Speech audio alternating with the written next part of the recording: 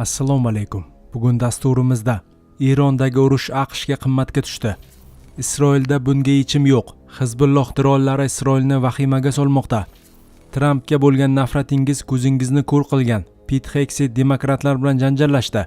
Endi esa batafsil. Yaqinlaringizni xursand qilishni xohlaysizmi? Sizga kutilmagan qo'ng'iroq xizmatimizni taklif qilamiz. Ota-onangiz, do'stlaringiz va barcha yaqinlaringizga sizning nomingizdan eng samimiy va eng ezgu tilaklarni unutilmas tarzda yetkazib beramiz.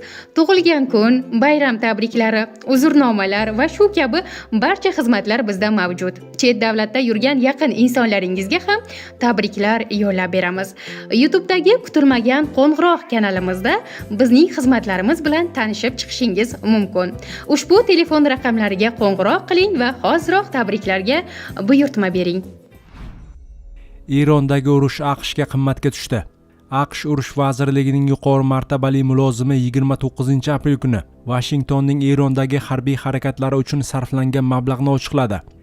Ilk rasmiy raqamlarga ko'ra, urush boshlangandan buyon harbiy xarajatlar 25 milliard dollarga yetgan. Bu haqda Reuters xabar berdi.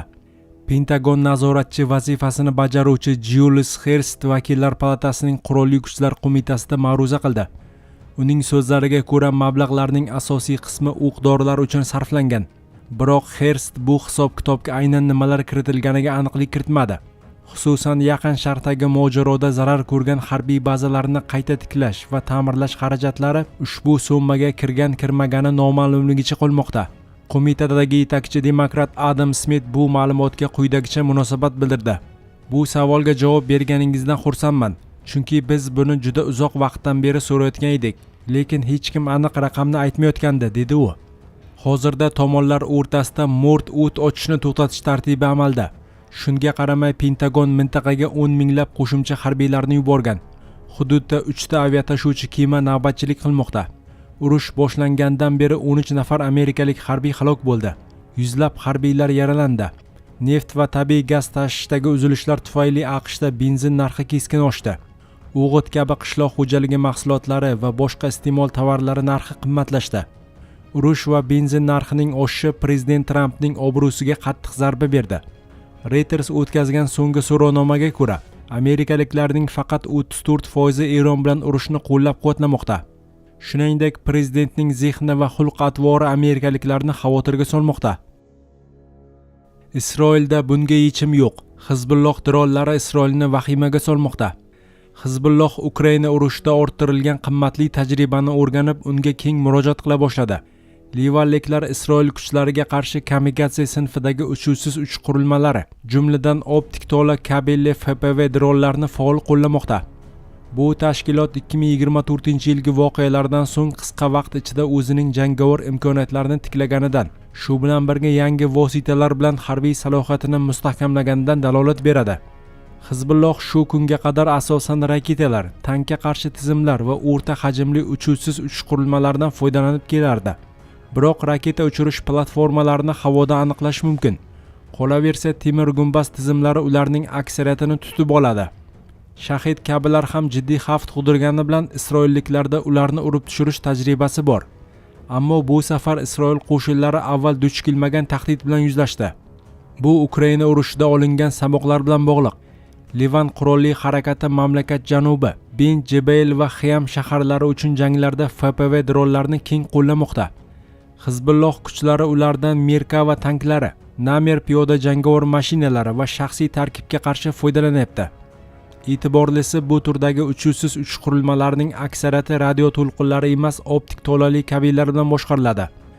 Shu bois Isroil armiyasi inventarida mavjud hech qaysi elektron urush tizimi ularga ta'sir ko'rsata olmaydi. Dron aniqlangan vaqtda esa odatda juda kech bo'ladi. Xuddi shunday dronlardan biri joriy yilning 26-aprel kuni Livan janubidagi Taybeh qishlog'ida isroillik harbiylar guruhni nishonga oldi. Hujum oqibatida 19 yoshli serjant Idan Fox halok bo'ldi. Yana 6 nafar harbiy xizmatchi jarohatlandi. Ulardan bir ofitser va 3 askarning ahvoli og'irligicha qolmoqda. Biroq yaralanganlarni jang maydonidan olib chiqish ham oson kechmadi. Evakuatsiya davom etayotgan bir vaqtda Hizbulloh yana 2 ta FPV dron uchirdi. Ulardan biri urib tushirildi, boshqasi esa tibbiy vertolyotdan bir necha metr uzoqqa quladi. Voqea umuman olganda ortib borayotgan talafotlar Isroil jamiyatida jiddiy xavotirlarga sabab bo'ldi. Shundan so'ng mamlakat bosh vaziri bayonot bilan chiqib, FPV dronlarga qarshi kurash uchun maxsus dastur ishlab chiqishga buyruq berganini, ammo bu vaqt olishini ta'kidladi. Mudofaa vaziri va bosh shtab boshlig'i bundan yaxshi xabardor.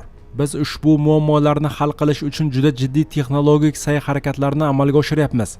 Agar biz muammoni operatsion va texnologik vositalar kombinatsiyasi orqali hal qila olsak, amalda ularni qurolsizlantirish yo'liga kirgan bo'lamiz, dedi Isroil bosh vaziri. Isroil ulkan texnologik tajriba va resurslarga ega bo'lsa ham, masala Netanyahu aytgandan ancha murakkab hisoblanadi. Buni bir qancha sabablar bilan izohlash mumkin. Birinchidan, yuqorida ta'kidlanganidek, elektron urush tizimlari optik to'la kabelli dronlarga qarshi umuman foydasiz. Qolaversa, boshqaruv pulti o'zidan radioto'lqin tarqatmagani bois maxsus sensorlar operator joylashuvini aniqlay olmaydi. Ayni shu sababga ko'ra dron kelayotgani haqida oldindan xabar beradigan detektorlardan ham naf chiqmaydi. Qurilma qayerdan uchirilganini aniqlash uchun keng hududni bir vaqtda sinchiklab tekshirish yoki optik to'lali kabelning narigi uchini topish kerak bo'ladi.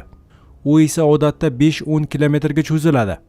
Qolaversa, operator missiya bajarganidan so'ng qisqa vaqt ichida joylashuvni o'zgartirishi mumkin. Isroilda uchuvsiz uchish qurilmalariga qarshi kurash uchun kompleks tizimlar bor, ammo ularning hech biri optik to'la kabelli FPV dronlarga nisbatan samarali himoya bilan ta'minlay olmaydi.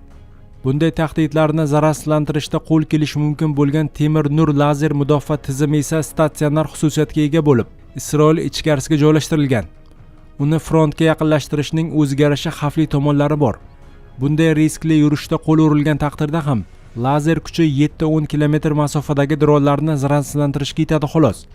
Yahudiy muhandislar tahdidlarning bu turiga qarshi effektiv va optimal himoya vositasi ishlab chiqa oladimi yoki yo'q, buni vaqt ko'rsatadi. Ungacha Hizbulloh narxi taxminan $1000 ga baholanadigan bu kabi kichik hajmli dronlar bilan og'riqli talafotlar yetkazishda davom etadi.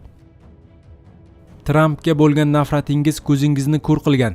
Pit Hegseth demokratlar bilan janjallashdi. AQSh urush vaziri Pit Hegseth 6 soat davom etgan tinglovlarda demokrat qonunchilar bilan janjallashdi. U Eron urushi boshlangandan beri ilk bor ularning savollariga javob berdi. Bu haqda BBC xabar berdi. Hegseth 29-aprel kuni general Den Keyn va urush vazirligining moliyaviy direktori Jill Herst bilan birga Qurolli kuchlar qo'mitasi tinglovlarida qatnashdi. Vazir kirish nutqida demokratlarni biz duch kelayotgan eng katta raqib deb atadi. Qo'mitadagi demokratlar Eronga qarshi urushda federal mablag'lar qanday sarflanayotganini so'radi. AQSh va Eron o'rtasidagi urush rasman yakunlanmagan. Tomonlar o't ochishni to'xtatishni noma'lum muddatga qoldirgan. Qo'mitadagi tinglovlarda asosiy muhokama mavzularidan biri aynan mablag' bo'ldi. Oq uy mudofaa budjetini $1,5 trillion gacha oshirishni Kongressdan so'radi. Bu Ikkinchi jahon urushidan beri harbiy xarajatlarning eng katta oshishi bo'lishi kutilmoqda.